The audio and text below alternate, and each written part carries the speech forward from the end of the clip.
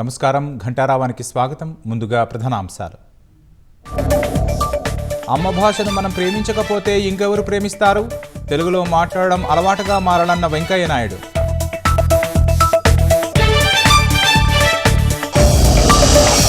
Visakha central జైల్లో ఫోన్లు దొరకడంపై విచారణ జరుగుతోంది.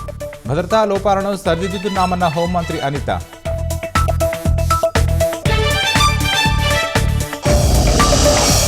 ప్రకాశం జిల్లా ఎర్రబాలెంలో అదుపు తప్పి ఆటో బోల్తా, ఒకరు దుర్మరణం, 9 మందికి తీవ్ర గాయాలు.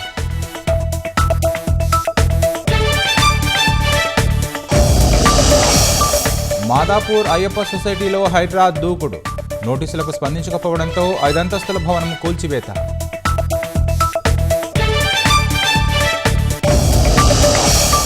కర్స్క్ రీజియన్లో ముదిరిన యుద్ధం, 24 గంటల్లో 540 మంది కీవ్ సైనికులను మట్టుబెట్టామన్న రష్యా.